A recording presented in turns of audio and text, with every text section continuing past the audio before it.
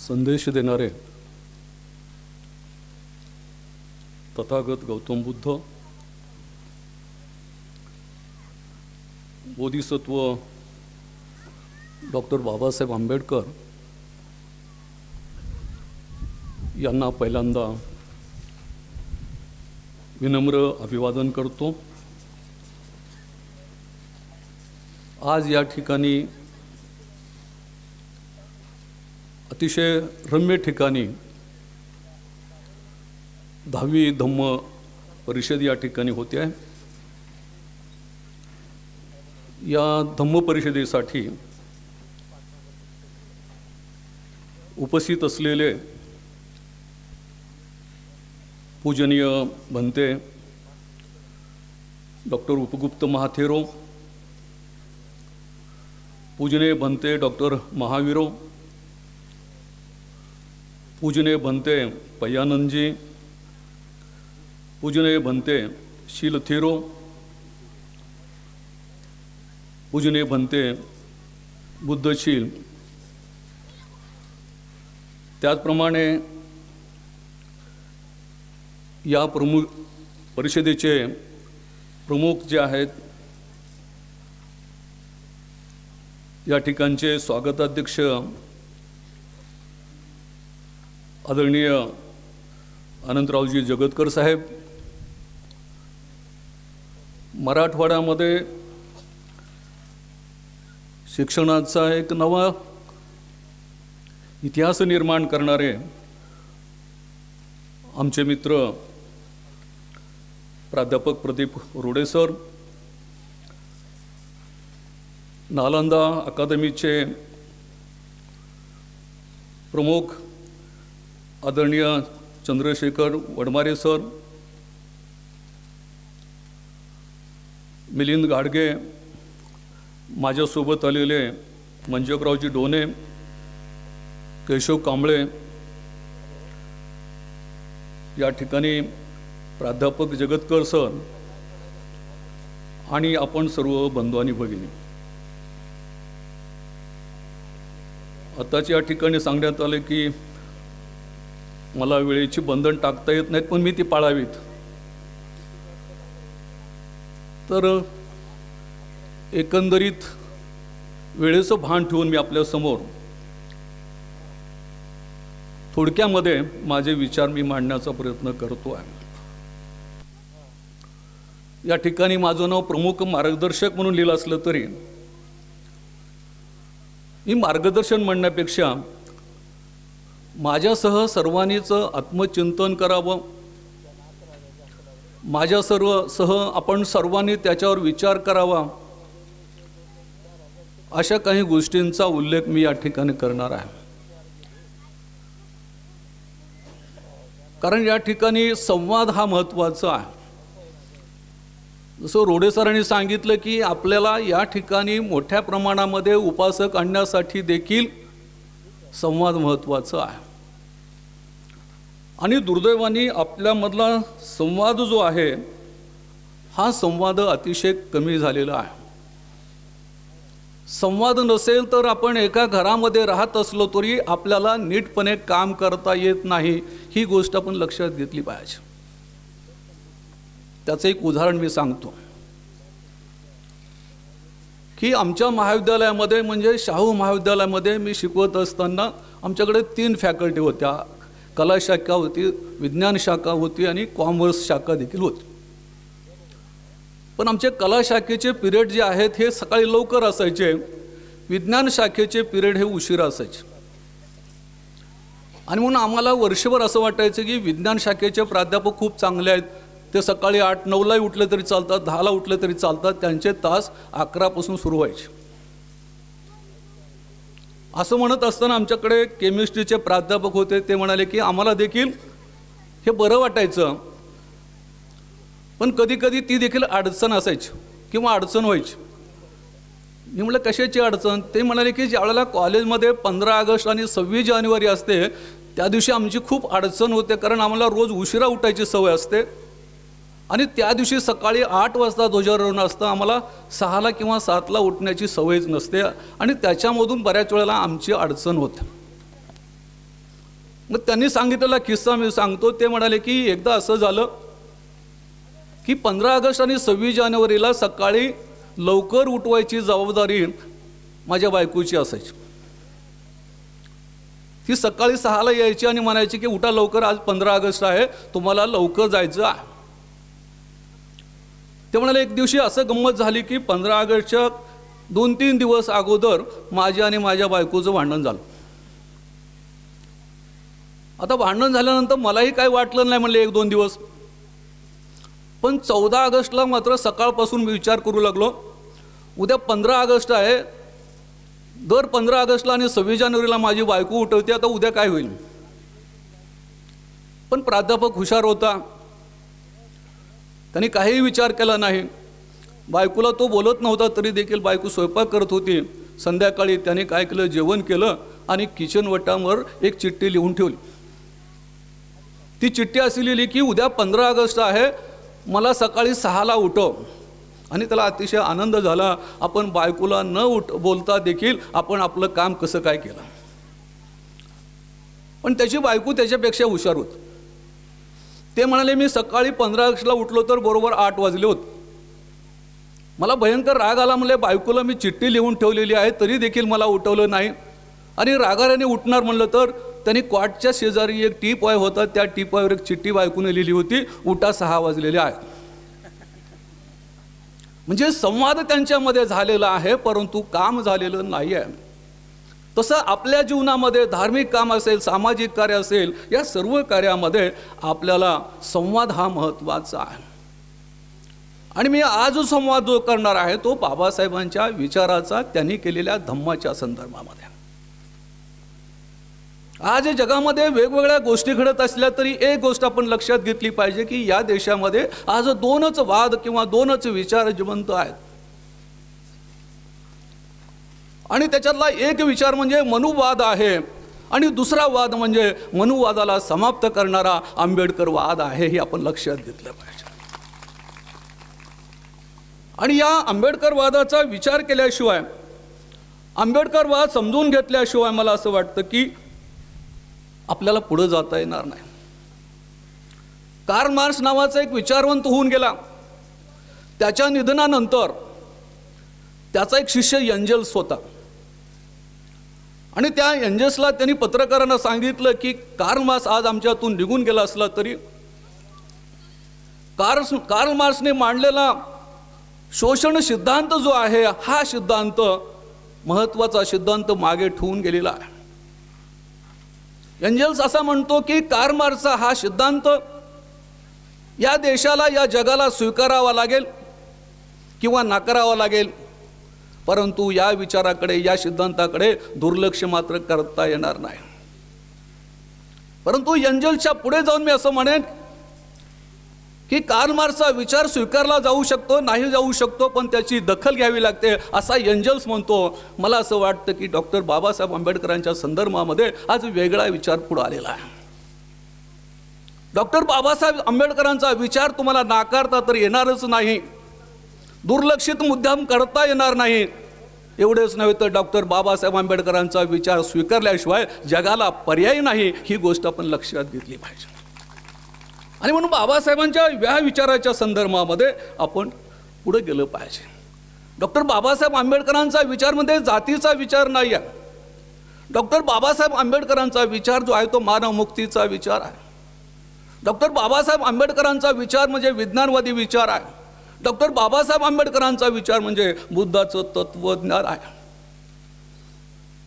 Doctor Babasaheb आंबेडकरांचा विचार म्हणजे या ठिकाणच्या तळागाळातल्या माणसाच्या, शोषित माणसाच्या विकासाचा विचार आहे. आणि आपल्या सर्वांच्या भाषेमध्येच मला सांगायचं असेल तर मी असं म्हणेन की ज्यावेळेला आपलं लहान मुलं असतं, रस्त्याने चालत जातं आणि चालत जात असताना त्या मुलाच्या पायामध्ये काटा मोडतो, पाय रक्तबंबाळ होतो आणि त्यावेळेला त्याची आई जवळ असेल तर तिच्या डोळ्यातून पाणी वाहतो मुलासाठी. मला असं वाटतं की त्या आईच्या डोळ्यातलं पाणी म्हणजे डॉक्टर बाबासाहेबांचा वाद आहे. आणि म्हणून डॉक्टर बाबासाहेब आंबेडकरांनी आम्हाला वडिलांसारखं सांभाळलेलं आहे, आईसारखी माया दिलेली आहे. आणि म्हणून बाबासाहेबांचा विचार जो आहे अहोरात्र आमच्या मनामध्ये असला पाहिजे. म्हणून मी बऱ्याच वेळेला म्हणत असतो की आपण कोणत्याही महापुरुषाला आई म्हणत नाही, परंतु बाबासाहेबांना भीमाई म्हणून आपण स्वीकारतो. कारण आईची माया देण्याचं काम देखील बाबासाहेबांनी या ठिकाणी केलेलं आहे. आणि म्हणून या विचाराच्या अनुषंगाने आपण विचार करण्याची गरज आहे. डॉक्टर बाबासाहेब आंबेडकरांनी आयुष्यभर शिक्षण घेतलं. हे शिक्षण घेत असताना त्यांनी नोकरी पाहिलेली नाही आहे, आपल्या कुटुंबाला आयुष्याराम देण्यासाठी काम केलेलं नाही, तर आपल्या मुक्तीचा विचार करण्यासाठी बाबासाहेबांनी शिक्षण घेतलेलं आहे. ज्यावेळेला बाबासाहेब पाश्चिमात्य देशामध्ये शिकायला गेले त्यावेळेला सयाजीराव गायकवाडांची त्यांची भेट झाली. सयाजीराव गायकवाडांनी त्यांना विचारलं की तुम्ही पाश्चिमात्य देशामध्ये कोणकोणत्या गोष्टीचा अभ्यास करणार आहात, कोणकोणत्या विषयाचा अभ्यास करणार आहोत. त्यावेळेला बाबासाहेब म्हणाले की मी समाजशास्त्राचा अभ्यास करणार आहे, अर्थशास्त्राचा अभ्यास करणार आहे, कॉमर्सचा अभ्यास करणार आहे. त्यावेळेला सयाजीराव गायकवाड म्हणाले की या विषयाचा अभ्यास करून तुम्हाला काय मिळणार आहे. त्यावेळेला बाबासाहेबांनी सयाजीराव गायकवाडांना दिलेलं उत्तर जे आहे ते महत्त्वाचं आहे. ते असं म्हणतात की या विषयाचा अभ्यास करून मला असं वाटतं की माझ्या समाजाला मुक्ती देण्याचं काम मी करू शकतो. ही अभ्यासाची दृष्टी डॉक्टर बाबासाहेब आंबेडकरांची होती. आणि या अभ्यासाच्या अंती आमच्या शोषणाचा विचार सातत्याने केला. आणि मग त्यांच्या लक्षामध्ये आलं की या समाजाला याच्यातून बाहेर काढण्यासाठी हे धर्म परिवर्तन करणं गरजेचं आहे. कारण ज्या धर्मामध्ये आम्ही राहत होतो तो धर्म जो आहे तो आम्हाला न्याय देणारा नव्हता.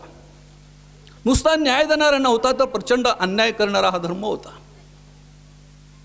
बाबासाहेबांनी आम्हाला हा धम्म देण्याच्या अगोदर या देशामध्ये जी संस्कृती नादत होती ही अमानवी संस्कृती होती. विकृतीच्या नावाखाली लादलेली संस्कृती होती. या संस्कृतीमध्ये आम्ही राहत होतो. ही संस्कृती काय होते तर या संस्कृतीमध्ये सापासारख्या विषारी प्राण्याला सन्मानाने दूध पाजण्याची परंपरा होती, पण माणसासारख्या माणसाला पाणी देण्याची परंपरा या संस्कृतीमध्ये नव्हती. मुंगीसारख्या कीटकाला प्रेमाने साखर घालण्याची परंपरा या संस्कृतीमध्ये होते, पण माणसाला दुरून भाकर टाकण्याची परंपरा या देशामध्ये होती. या देशामध्ये रेड्याकडून वेद म्हणून घेण्याची कल्पना होती, पण माणसाला शिक्षण देण्याची कल्पना नव्हती.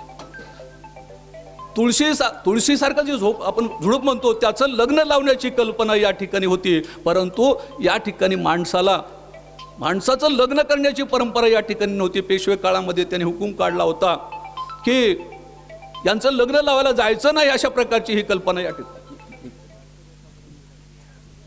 आणि म्हणून डॉक्टर बाबासाहेब आंबेडकरांनी ह्या संस्कृतीचा अभ्यास केला की ज्या संस्कृतीमध्ये दगडाला देव म्हणण्याची कल्पना होती आणि माणसाला दगड म्हणण्याची कल्पना होती. या संस्कृतीने या धर्माने आम्हाला जवळ केलं नाही. एवढंच नव्हे तर या देशातल्या 33 कोटी देवाने देखील आम्हाला जवळ केलेलं नाही. म्हणून डॉक्टर बाबासाहेब आंबेडकरांनी जातीवर आधारित विषमतेवर आधारित धर्माला नाकारलं. त्याचप्रमाणे या ठिकाणी 33 देवाला देखील या जगामध्ये पहिल्यांदा नाकारण्याचं काम बाबासाहेबांनी केलेलं आहे. आणि त्याच्यातून आम्हाला नवीन धर्म दिला. आणि हा धर्म देत असताना पहिल्यांदा त्यांनी आपण धर्मांतर करणार आहोत ही घोषणा केली. 13 ऑक्टोबर 1935 मध्ये बाबासाहेबांनी येवले या ठिकाणी धर्मांतराची घोषणा केली. धर्मांतर घोषणा करण्याच्या अगोदर या ठिकाणी एक पत्रिका काढण्यात आली होती. आणि त्या पत्रिकेमध्ये धर्मांतराच्या संबंधीचा कार्यक्रम होता. परंतु त्यावेळेला काढलेली पत्रिका हा बाबासाहेबांचा भविष्याचा विचार होता. मी असं का म्हणतो तर त्या पत्रिकेच्या वरच्या बाजूला एक मजकूर लिहिलेला होता. जसं आपण काय करतो की अमुक देव प्रसन्न वगैरे असं लिहितो, तर त्यावेळेला म्हणजे 1935 मध्ये बाबासाहेबांची जी पत्रिका होते त्याच्यावर समता प्रसन्न असं लिहिलेलं होतं. आणि मग बाबासाहेबांनी धर्मांतराची घोषणा केली. धर्मांतराच्या घोषणेच्या भाषणाला जात असताना बाबासाहेबांच्या बरोबर 2 स्त्रिया होत्या. एकीचं नाव शेवंताबाई आणि दुसरी सुगंधाबाई होती. या 2 बायका कोण होत्या तर या ठिकाणी शेवंताबाई जी होती त्या मुंबईमध्ये राहत होत्या आणि सुगंधाबाई ज्या आहेत त्या येवल्यामध्ये राहत होत्या. या कोण होत्या तर हिंदू धर्मामधल्या असलेल्या मुरुळ्या म्हणतो आपण, त्या मुरळी म्हणून काम करणाऱ्या होत्या. बाबासाहेबांनी सांगितलं की हे काम करण्याशिवाय आपल्याला वेगळं काम करायचं म्हणून बाबासाहेब त्यांना घेऊन आले होते. आणि मग त्या ठिकाणी त्यांनी पाहिलं की येवल्याच्या एका विहिरीमध्ये आपल्याला पाणी भरू दिलं जात नाही. हे त्यातल्या आपल्या लोकांनी तक्रार केल्यानंतर बाबासाहेब म्हणाले की त्याचं पाणी भरूनच आपण येवला परिषदेकडे जाणार आहोत. आणि बाबासाहेबांनी सुगंधाबाई जी आहे तिच्या हस्ते त्या विहिरीमधून पाणी काढलं. आणि त्या सुगंधाबाईचा सन्मान केला. ज्यावेळेला मी परवा येवल्याला गेलो त्यावेळेला मी पाहिलं की ती सुगंधाबाईचं वाडा जो आहे आणखी देखील त्या ठिकाणी आहे. म्हणजे अशा स्वरूपाचं काम या ठिकाणी बाबासाहेबांनी केलं आणि त्या ठिकाणी घोषणा केली की मी हिंदू म्हणून जन्माला आलो असलो तरी हिंदू म्हणून मरणार नाही. बाबासाहेबांनी ही घोषणा केल्याबरोबर विविध पत्रामध्ये त्याच्या संबंधीचा मजकूर आला. 18 ऑक्टोबर 1935 मध्ये केसरी नावाचं जे दैनिक आहे त्या दैनिकाने सांगितलं की बाबासाहेबाला धर्मांतर करून काय मिळणार आहे. या टायटल खाली जे आहे त्यांनी अग्रलेख लिहिला. त्याच तारखेच्या सकाळमध्ये बाबासाहेबांच्या संबंधी असं म्हणलं की बाबासाहेबांचा हा निर्णय म्हणजे आतातायी निर्णय आहे, त्यांच्या हाताला काहीच येणार नाही. परंतु त्याच वेळेला 5 डिसेंबरला निर्भीड नावाचं एक वृत्तपत्र होतं. त्या वृत्तपत्राने मात्र सुंदर अशा प्रकारचं टायटल दिलं होतं आणि एक प्रकारे त्यांनी हिंदू धर्माला समजावून सांगण्याचा प्रयत्न केला होता. त्याचं टायटल असं होतं की आंबेडकरांना वेळीच ओळखा, नाहीतर धर्मांतराचा मानेला पडेल विळखा. अशा प्रकारचा अग्रलेख त्यावेळेला दिला, परंतु त्याची दखल कुणीही घेतली नाही. परंतु बाबासाहेब जे आहेत धर्मांतरावर ठाम होते. आता त्याच दरम्यान काय झालं की त्यांना एका सिंधी समाजातल्या मुलांनी त्यांना एक पत्र लिहिलं. ते पत्र काय होतं तर लालशाहीमध्ये पत्र लिहिलेलं होतं. ते इंग्रजीमध्ये होतं. त्याची सुरुवात लिसन डॉक्टर आंबेडकर असं होतं. आणि त्या पत्रामध्ये त्यांनी असं लिहिलं की बाबासाहेब तुम्ही चुपचाप तुम्ही ज्या धर्मामध्ये आहेत त्या धर्मामध्ये राहा, त्यातच तुमचं हित आहे. जर तुम्ही हा धर्म सोडण्याचा प्रयत्न केला तर तुम्हाला गोळी घालून ठार मारण्यात येईल. डॉक्टर बाबासाहेब आंबेडकरांना ज्यावेळेला ते विविध वृत्तमध्ये छापून आलं त्यावेळेला बाबासाहेबांना विचारलं की याच्यावर तुमचं काय मत आहे. बाबासाहेब म्हणाले की ज्यांच्यामध्ये हिंमत असते ते बोलत नसतात. आणि त्यानंतर आणखी एक गोष्ट सांगतो की काही लोक जे आहेत डॉक्टर कुर्तकुटी जे होते त्यांना भेटण्यासाठी गेले, ते हिंदू महासभेचे होते. आणि त्यांनी कुर्तकुटीने असं सांगितलं की आम्ही एक विशिष्ट योजना घेऊन तुमच्याकडे आलेलो आहोत. काय योजना घेऊन आलो ते म्हणाले आम्ही डॉक्टर बाबासाहेब आंबेडकरांना कसं ठार मारायची याची एक योजना घेऊन आलेलो आहोत. आणि ती योजना सांगितली. पण कुर्तकुटींना डॉक्टर बाबासाहेब आंबेडकरांच्या शक्तीची जाणीव होती. कुर्तकुटी म्हणाले तुमचं झालं सांगून. आणि त्यांनी सांगितलं की तुम्ही कितीही चांगली योजना आणली असली तरी तुमचा हेतू हा साध्य होणार नाही. ते म्हणाले समजा तुम्ही डॉक्टर बाबासाहेब आंबेडकरांना गोळी घातली आणि गोळी घातल्यानंतर त्यांच्या शरीरामधून ज्यावेळेला रक्त पडेल त्यावेळेला बाबासाहेबांच्या प्रत्येक रक्ताच्या थेंबातून एक डॉक्टर बाबासाहेब आंबेडकर निर्माण. आणि मग एवढ्या आंबेडकर तुम्हाला थोपवणं अशक्य होईल आणि म्हणून तुमचा हा वेडा विचार जो आहे घेऊन परत जा असं म्हणाले. म्हणजे धर्मांतर केल्यानंतर देखील घोषणा केल्यानंतर देखील अनेक गोष्टी घडल्या. त्याच वेळेला हिंदू महासभेचे एक ग्रस्त होते, त्यांनी एक लेख दिला की बाबासाहेबाला हिंदू महासभेचा अध्यक्ष करावं. अशी बातमी दिल्यानंतर निर्भीडमध्ये एक कार्टून आलं. डिसेंबरमध्येच हे कार्टून आलेलं आहे. आणि त्या कार्टूनमध्ये काय दाखवलेलं आहे की डॉक्टर बाबासाहेब आंबेडकर एका ठिकाणी उभा आहेत. रामाच्या वेशेमध्ये बाबासाहेब उभा आहेत, धनुष्यबाण त्यांच्यावर आहे. आणि त्या निर्भीडमध्ये वरच्या बाजूला स्वयंवर असं लिहिलं आहे. आणि दुसऱ्या बाजूला ते असं पाहिलेले आहेत की त्या ठिकाणी ख्रिश्चन धर्माचा एक माणूस आहे, शीख धर्माचा एक माणूस आहे आणि मुस्लिम धर्माचा एक माणूस आहे. त्यांच्या हातामध्ये कटोरा आहे आणि ते बाबासाहेबकडे पाहतात. आणि दुसऱ्या बाजूला या ठिकाणी एक स्त्री उभा आहे की जिच्यासोबत या रामाचा विवाह व्हायचा आहे, ते म्हणजे हिंदू महासभा आहे. आणि ती काय करू लागली की बाबासाहेबांकडे पाहू लागली, पण तिची हिंमत त्यांना हार घालण्याची होत नाही असं व्यंगचित्र दिलं होतं. म्हणजे या ठिकाणी बाबासाहेबांनी हे केलं असलं तरी मला असं वाटतं की सर्वसाधारणपणे बाबासाहेबांचा हा विचार त्या काळामध्ये पचला नाही.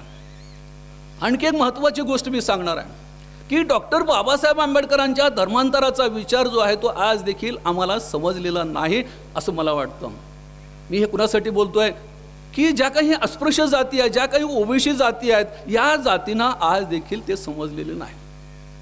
बाबासाहेबांनी आयुष्याच्या शेवटी जी आहेत जी भाषणं केलेली आहेत ती भाषणं बहुतांशी धर्माच्या संदर्भामध्ये आहेत. 1950 ते 1956 पर्यंत बाबासाहेबांनी 35 भाषणं धम्माच्या संदर्भामध्ये केलेली आहेत.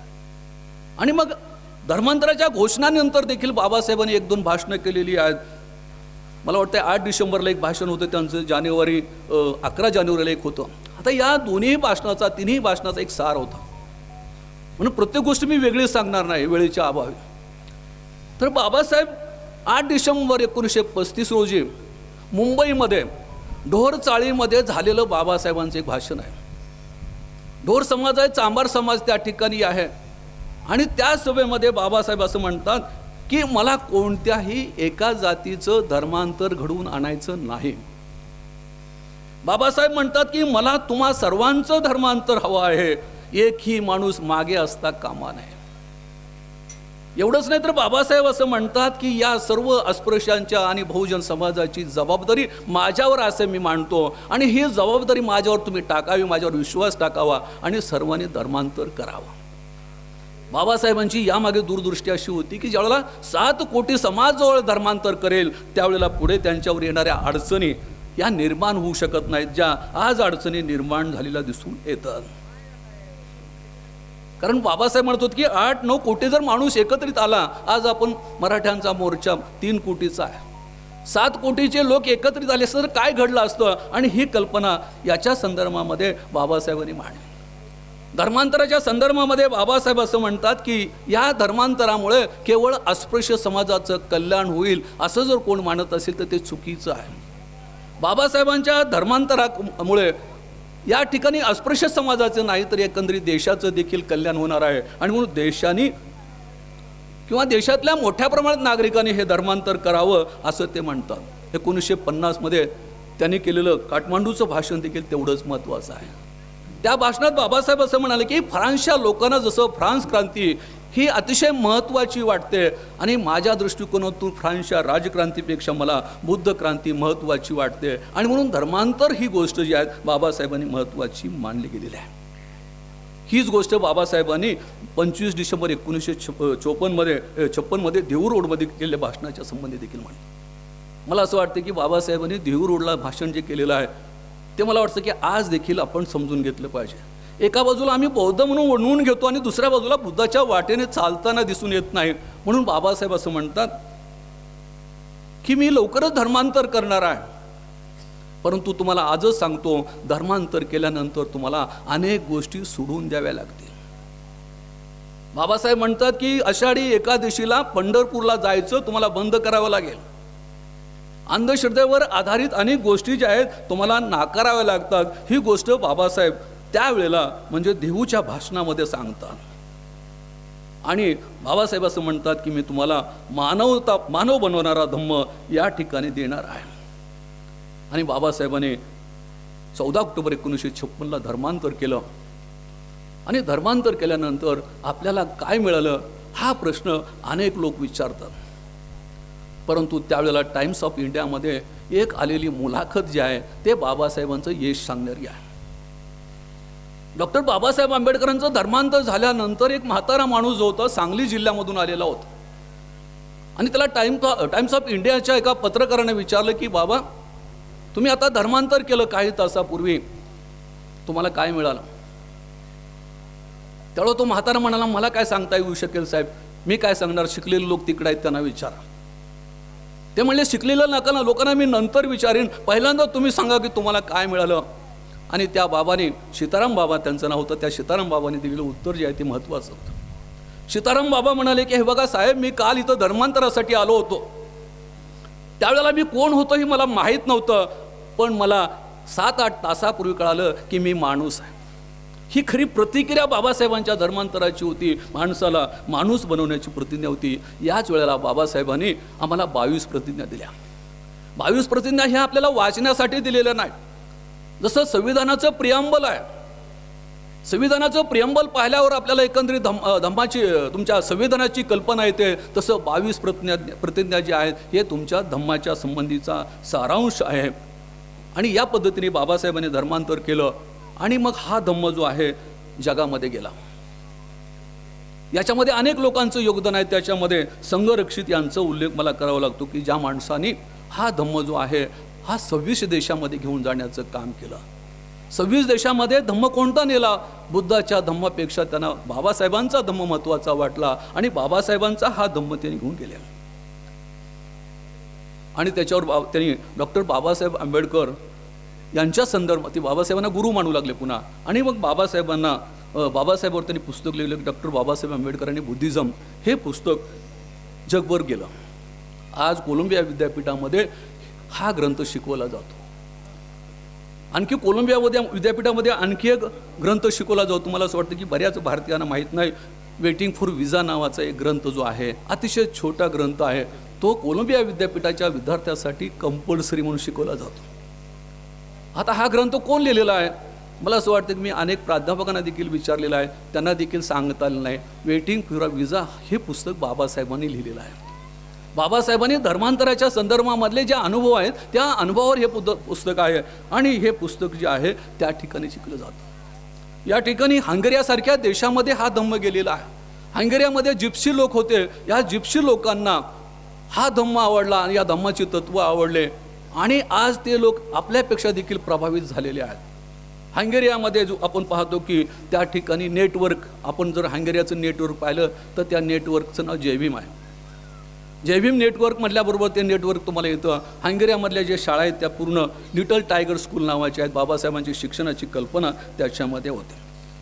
आणि त्यांना प्रभावित करण्याचं काम कोणी केलं आहे तर बाबासाहेबांच्या संदर्भामधलं एकच पुस्तक आहे. Doctor Babasaheb Ambedkar and analysis of caste नावाचा ख्रिस्तोफ नावाचा माणूस आहे. त्याच्या पुस्तकाचा प्रभाव म्हणून जिप्सी लोकांमध्ये हा बदल झालेला आहे. आणि ख्रिस्तोफ जो आहे तो फार मोठा माणूस आहे. पण आपण पाहतो की आपल्यातली देखील काही मुलं आहेत. ख्रिस्तोफच्या मार्गदर्शनाखाली आपल्याकडचा एक मुलगा जो आहे तो प्रामुख्याने रिसर्च करण्याचं काम या ठिकाणी करतो आहे. तर या पद्धतीने जगाच्या बाहेर बुद्ध धम्म गेला. मग आपल्यात काय अवस्था याचंही आपण आत्मचिंतन केलं पाहिजे. मला असं वाटतं की सर्वसाधारणपणे आपल्या देशामध्ये आपण बाबासाहेबांच्या धम्माच्या संदर्भामध्ये अधिक जागरूक नाही आहे. आणि ही जागरूकता असणं गरजेचं आहे असं मला वाटतं. कारण लहान लहान देशामध्ये देखील बाबासाहेबांचा विचार जो आहे अतिशय महत्त्वाचा मानला जातो. एकच उदाहरण आपल्याला देतो आणि मी या ठिकाणी सांगतो की घाना नावाचा देश आहे. दक्षिण आफ्रिकेमध्ये अतिशय लहान देश आहे. आणि या घाना देशामध्ये घाना नावाची एक युनिव्हर्सिटी आहे. या युनिव्हर्सिटीच्या समोर जे आहेत प्रणब मुखर्जी यांनी 2018मध्ये महात्मा गांधींचा पुतळा बसवला होता. परंतु 2 वर्षामध्ये तो पुतळा त्या ठिकाणच्या विद्यार्थ्यांनी काढला आणि डॉक्टर बाबासाहेब आंबेडकरांचा पुतळा त्या ठिकाणी बसवलेला आहे. आणि ज्या दिवशी पुतळा बसवला त्या दिवशीच त्या ठिकाणी कॉन्व्होकेशन झालं आणि त्या ठिकाणी एक नाटिका झाली. आणि त्या नाटिकेचं नाव होतं गॉड आणि इक्वालिटी.